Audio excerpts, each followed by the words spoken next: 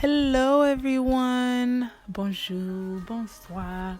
This video will be about not only maintaining my client's hair and how her unique lock maintenance routine goes, but also how I added some temporary color to her back row so she can see what it looks like. She wanted a row of blonde, but she didn't want to commit to it without seeing what it looks like, or maybe it's just wanting some color for now and then getting over it. So this, I will show you guys how we went ahead and did this just to give her a feel of it and see what she thinks of it before actually committing to dyeing her hair. If you are interested in that part, just skip to 3:34, the time 3:34 on this video, and that's where that part starts.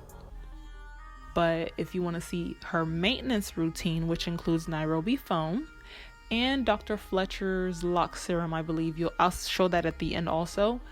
But I go in first with Nairobi foam. I separate her locks from each other. And this is what the Nairobi foam looks like. I separate her locks from each other. I don't use a comb because it's really not necessary. Her parts are not that hard to find, and her locks are really small, and she has fine hair, so a comb is really not that necessary in this case. But I'm just gonna go through and use the loop method to retwist. So pretty much that's just gathering up the hair at the base, making sure everything is neat, and then palm rolling and then letting it loop with the tension. And that's it. And a few questions I usually get when I show lock routines or maintenance routines that don't include gel is, how does it stay? How is it going to stay without gel? And truthfully, you don't need gel to make it stay. It's about the technique that you use. You can use gel and it looks horrible. I have a video where I talk about that. You can use gel and nothing looks like it's picked up, nothing looks manicured, nothing looks maintained, and you cannot use gel and it can look maintained, or vice versa. But her routine does not include gel because gels would irritate her scalp. Certain oils would irritate her scalp as well. So keep watching. I'm just gonna let some instrumental play throughout her maintenance routine. So keep watching, and at the end I will show how I added this temporary color with my handmade locks. So stay tuned. I'ma make you bounce like a hurricane. I'ma make your bed rock like a hurricane. I'ma do it like nobody can. And I'll give you all the things that nobody can. I'ma make you bounce like a hurricane. I'ma make your bed rock like a hurricane. I'ma do it like nobody can. And I'll give you all the things that nobody can. Stand up. Hurricane, ooh, yeah. I want to meet you. Hurricane, ooh, yeah. I want to meet you. Tell them I'm the realest, then they feel me. Kill him on the rhythm, then they feel me. I'm always all about my business. I got my business, I will never ever finish. She know be want to test in my style. Say she wanna throw the dice, body looking nice. From my hips down to her thighs. Alright, so if you have skipped to this part of the video, thank you. Hi, how are you? If you have watched all the way through and you're at this part, thank you. So we're gonna get into just how I added this temporary color so she can see what it looks like without having to dye her hair just yet. Now this is the lock serum I was telling you guys about, Dr. Fletcher's lock serum. I add that after adding the Nairobi foam. And this is the first row, and it's the row that I'm gonna add my handmade lock extensions on to give her an idea of what it will look like if she had that first row down there to be blonde. So I'm going to go through and loop method retwist. Once I am done with loop method retwisting, it's just to gather the hair, I'm going to take my handmade lock extension and I put a loop at the end of it to make it kind of like a loop crochet piece. And I'm just gonna loop the end of the lock. I'm just gonna pull the end of the lock through the loop at the base of her natural lock. And as you can see, we're gathering a crowd because people are like, what are you doing? Because they've never seen it before. But yes, once we've done that, I'm going to go ahead and 2-strand twist it as if I was to do her own hair. Because as you saw previously, that was the style. Sorry, Miss Glitter has my camera out of focus.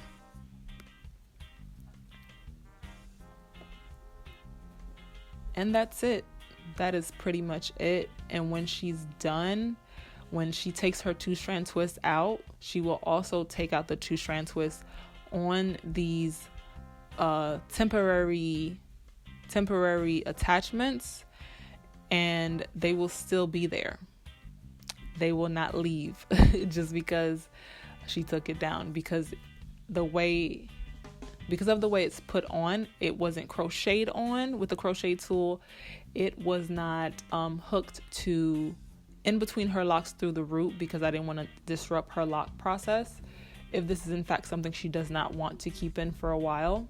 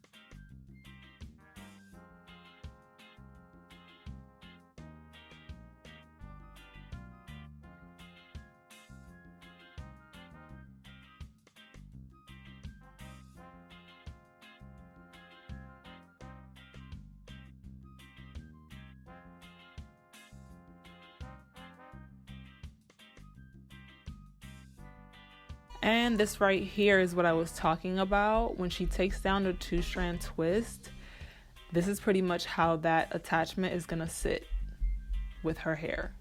It's not going to slide out. It's going to stop right there where her lock is mature at.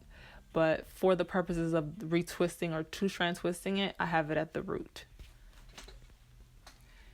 And this is her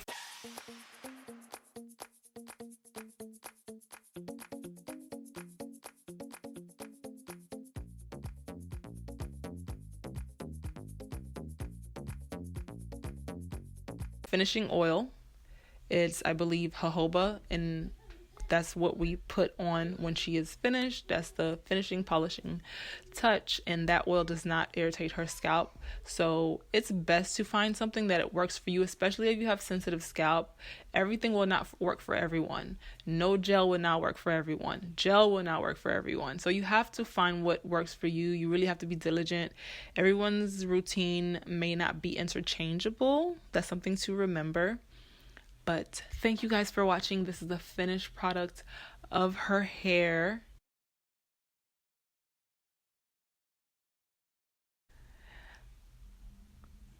I will see you guys in the next video. And remember, if you are trying to reach me for consultations or appointments, my info will be at the end of this video or in the description box. Thank you so much again for watching. I'll see you guys next time. Bye, guys.